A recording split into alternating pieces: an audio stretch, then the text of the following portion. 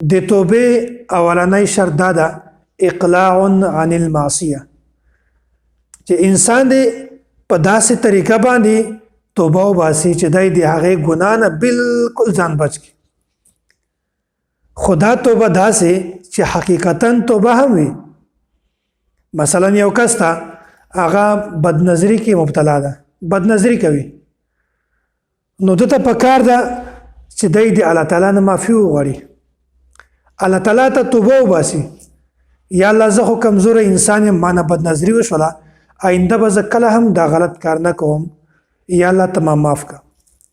نو اوس د انسان ته پکار ده چې دی آینده د بدنظري نه بالکل ځان بچ کړي. یو سړی ده غلا کوي، د چا نه رشوت اخلي، دی د الله تعالی نه معافي وغواړي، الله تعالی ته د توبه وباسي، یا الله ما خو د دې خلکو نه رشوت اخیستی ده، ما خو غلا کړې ده، ما خو دا کار کړی ده، یا الله زه تا ته توبه وباسم، د تا نه معافي غواړم، زه به آینده دا کار نه کوم. اوس ده ته پکار ده چې آینده دی د خلکو نه رشوت نه واخلي، دی غلا نه وکړي، دی غلط کار نه وکړي، چې کوم شي توبه د الله تعالی نه ایستلې ده، ده ته پکار ده چې دی هغه شی پرېږدي. دا ته وایي اقلاع عن المعصیه. خو توبه تمسخر مذاق د ملنډو والا نه، الله تعالی ته هغه توبه قبول ده چې هغه په اخلاص سره وي، حقیقتا توبه وي. هغه توبه چې په هغه توبه کې ملنډې وي، مذاق وي، اسې خبرې وي، الله تعالی ته قبول نه ده. مثلا یو کس ته موبایل ګوري، بدنظري کوي، یا بازار ته لاړو بدنظري کوي، او دی خلکو ته هم ګوري بدنظري کوي، او په ژبه باندې دا کلمه وایي لا حول ولا قوه الا بالله استغفر الله. دا خلک ګوره د څومره بدنظري کې مبتلا دي، څومره په ګناهو کې مبتلا دي، په ژبه باندې د استغفار الفاظ شته، دی بیا هم بدنظري کوي، دی کوي بدنظري، او په ژبه باندې د استغفار کلمات وایي لا حول ولا قوه، دا وایي توبه توبه. دا خلک ګوره څرنګه په ګناهو کې مبتلا ده، ورته ګوري بدنظري هم کوي، دا ته وایي ملنډې.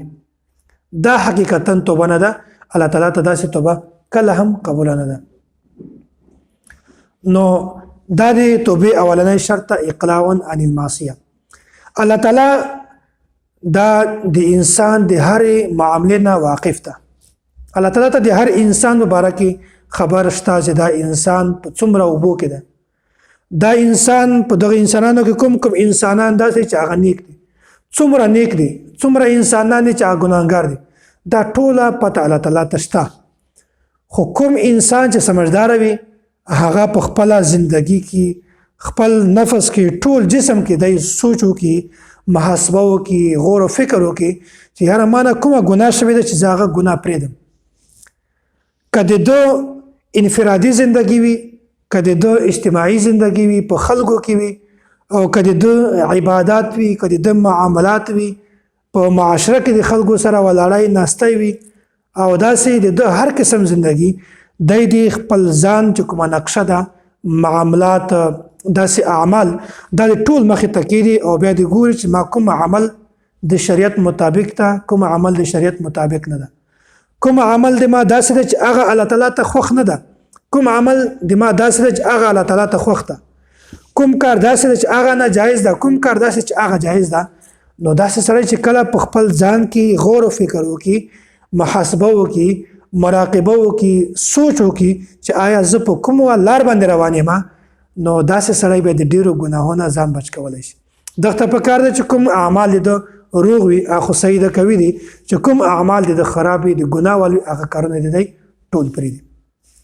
نو دا چې کله هم دته په خپل ځان کې غلطي په نظر باندې راشي، نو دی دا غلطي پرېږدي. دا اوله خبره ده، دا د زړه په تختې باندې ولیکئ چې د توبې اول شرط دا ده چې انسان هغه شی، هغه ګناه کار مکمل پرېږدي.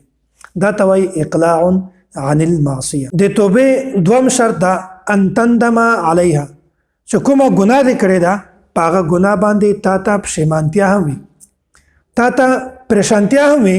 ته په هغې ګناه باندې خفه هم وي، په زړه کې په هغه ګناه باندې خفه وي چې اخ دا ګناه ما ولې وکړله، زه په کومه ګناه کې مبتلا یم. هغه محسن ذات چې هغه په ما باندې د باران په شکل باندې ګڼ باران په شکل باندې ما باندې نعمتونه راوروي دومره زیات نعمتونه ما ته راکړي زه بیا هم د ده نافرماني کوم نو یو دا په ژبه سره استغفار کول توبه ویستل او یو دا په زړه کې پښیمانتیا په هغه ګناه باندې خفه کېدل چې اخ ما ته خو دا ګناه کول نه و پکار ما دا ګناه ولې وکړله هغه محسن ذات ته که هغه د ما لاس کاټ کړي که هغه د ما پښې کاټ کړي هغه د ما د غوږو ارویدا ختم کړي د ما د سترګو نظر ختم کړي زه خو هېڅ نشم کولی د ما دومره طاقت نشته چې زه د هغه ذات نه بدله واخلم یا هغه ذات ته زه څه خبره وکړم نه نو دی بیا هم دومره محسن ده چې د ما پرده یې ساتلې ده د ما په ګناهو باندې پرده ساتي نو دا د توبې دوم شرط چې هغه توبه باندې تا ته پښیمانتیا وي ته په هغه باندې خفه وي په زړه کې هغه ګناه بده وګڼې چې اخ دا ګناه خو ما ولې وکړله په دې باندې چې سړی خفه وي دا د توبې دوم شرط شعب الایمان کې امام بیهقی رحمت الله علیه دا لیکلي دی وایي رسول الله صلی الله علیه وسلم فرمایي من اخطأ خطیئه چا نه چې خطایي وشوله چا خطایي وکړله او اذنب ذنبا یا د چا نه ګناه وشوله ګناه یې وکړله ثم ندم بیا په هغه باندې دی پښیمانه شو پریشانه شو په هغه باندې په زړه کې پرې خفه شو فهو کفارته دا پښیمانتیا دا د ده شرمندګي دا د ده د هغه ګناه کفاره ده نو اصل بنیادی خبره دا ده چې په ژبه سره استغفار په خوله سره استغفار ویلل دا توبه نه ده صرف په ژبه سره استغفار کول دا ته توبه نه وایي بلکې توبه په ژبه سره استغفار او په زړه کې په هغه ګناه باندې پښیمانتیا پریشانتیا خفه کېدل د دې دواړو نوم توبه ده صلحا دا فرمایي صالحین وایي صرف په ژبه سره توبه ایستل استغفار کول دا ته توبه نه وایي او خو ما تاسو ته مخکې هم خبره بیان کړې وه چې دا حقیقتا توبه نه ده بلکې چې کله په ژبه سره استغفار هم وایي او په زړه کې په هغه ګناه باندې پښیمانه هم وي پریشانه هم وي خفه وي پې چې دا ګناه ما ولې کوله دا ته وایي توبه نو د توبې دوم شرط ده ان تندم علیها چې کومه ګناه دې کړې په هغه ګناه باندې پښیمانه هم وي اول شرط اقلاع عن المعصیه ګناه دې وکړه ګناه فورا پرېږده دوم شرط ان تندم علیها ګناه دې وکړه توبه وباسه خو توبه داسې چې په زړه کې دې پښیمانتیا هم وي په زړه کې پې خفه هم وي دا د توبې دوم شرط ده ان تندم علیها د توبې درم شرط دا ده ان یازم عزما جازما ان لا یعود الیها یو انسان دا ګناه کار یې وکړو غلطي ځینې وشوله دی ته په کار ده چې الله تعالی نه معافي وغواړي الله تعالی ته توبه وباسي او دی بیا پوخ عزم وکړي چې زه به آینده دا ګناه کله هم نه کوم د ګناه څلور شرایط اول شرط خدا او اقلاع عن المعصیه چې د ګناه د نه وشي هغې نه بعد الله تعالی نه معافي وغواړه ګناه بالکل پرېږده دوم نمبر ان تندم علیه چې په ګناه باندې سړي ته پښیمانتیا وي په زړه کې پې خفه وي او درم نمبر دغه شرط ته چې د عزم وکړي چې زه به آینده دا ګناه کله هم نه کوم د یو انسان مزاج ده د مور پلار خلاف خبرې کوي د خپل استاد خلاف خبرې کوي د خپل مشر کسې باشه د هر چا خلاف د سوچ وي نو دی د الله تعالی نه د معافي وغواړي الله تعالی ته د توبه وباسي پوخ عزم دی وکړي چې زه به آینده دا کار کله هم نه کوم یو سړی ده دفتر کې ناسته ظلم کوي د مظلوم تایید نه کوي د ظالم تایید کوي د ظالم په طرف باندې وي ظلم کوي نو دته پکار ده چې کله د الله تعالی نه توبه وباسي ظلم دې پرېږدي دکان ده په دکان کې دی تجارت کوي او دی زیاتی کوي د خلکو سره او دی دوکه کوي فراډ کوي دی د الله تعالی نه توبه وباسي دا زیاتوالی دا ګناه کار دی بالکل پرېږدي او داسې انسان دا غلط کارونه کوي حرام کارونه کوي دی د الله تعالی نه توبه وباسي الله تعالی نه د معافي وغواړي دا غلط کار غلط حرام کار دا ټول پرېږدي دا ته وایي ان یعزم عزما جازما ان لا یعود الیها خو هلته چې انسان عزم صادق وي عزم کاذب نه. عزم صادق دا مطلب چې انسان یو ګناه وکړي الله تعالی نه معافي وغواړي چې یا الله زه خو کمزور انسان یم، خلق الانسان ضعیفا، الله تعالی انسان کمزور پیدا کړی دی، خپل فطرت په لحاظ سره انسان ډېر کمزور دی.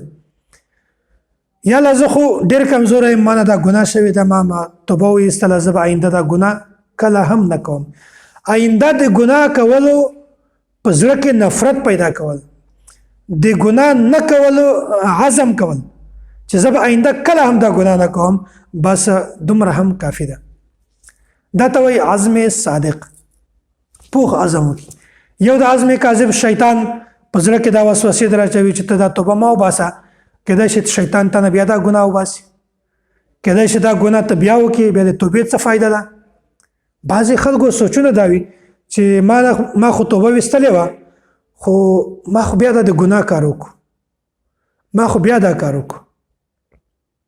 دې باندې تفصیل خبره ما تېره شوې ده چې الله تعالی کوم کس چې د الله تعالی نه معافي وغواړي، الله تعالی د یو انسان ټول ګناهونه ختم کړي، رجسټر یې ختم کړي. او هسې که یو جج سپریم کورټ یا کوم عدالت ته ورشي، که یو انسان د ګناه کار وکړي، بیا هغه ورته وایي چې خیر دا بری شو، هغه سزا یې پوره کړله، خو د ده ریکارډ ضایع کوي نه، ریکارډ ورسره پروت وي، خو د الله تعالی قانون د هغه خلاف ته الله تعالی د یو غلط چې کوم ریکارډ ده هم ختم کوي. نو انسان ته پکار ده چې هغه د الله تعالی نه معافي وغواړي، په زړه کې دا اراده وکړي چې زه به آینده دا ګناه کله هم نه کوم. ورستې خبرې د انسان ژوند د مرګ د حساب کتاب ده. د شیطان خبرې ته که تاسې چیرې غوږ نیوئ، بیا په همیشه کې تاسې ناکامي. نو انسان دا ډېر ضعیف ته، انسان ته هم پکار ده چې کله هم دی ګناه وکړي فوراً توبه وباسي. بیا که چېرته انسان نه بیا چېرته هغه ګناه وشوله، بیا بله غلطي ځینې وشوه، فوراً بیا توبه وباسي، الله تعالی په دې باندې هم اجر ورکوي. نو دا د توبې درم شرط ان یعزم عزما جازما الله یعود الیه. د توبې څلورم شرط دا ده چې انسان باندې کوم حقوق وي، د هغو حقوقو ادایګي وکړي.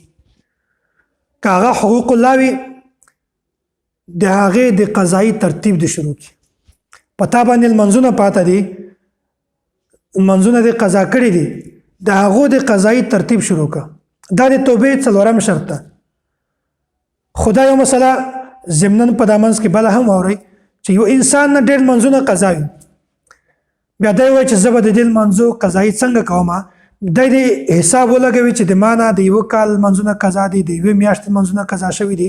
چې کله هغه خبره کنفرم شي، بیا چې کله هم دی د سهار لمونځ قضایي کوي، دی د په ځواب باندې دا وایي چې زه د سهار آخري لمونځ قضایي کوم، یا سهار چې ما نه اول کوم لمونځ قضا شوی ده زه هغې قضایي کوم. او بیا چې سبا بیا د سهار لمونځ قضایي کوي، اول یا آخر.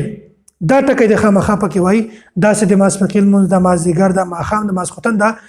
څومره لمونځونه چې دي په دې کې د اول لفظ استعمالوي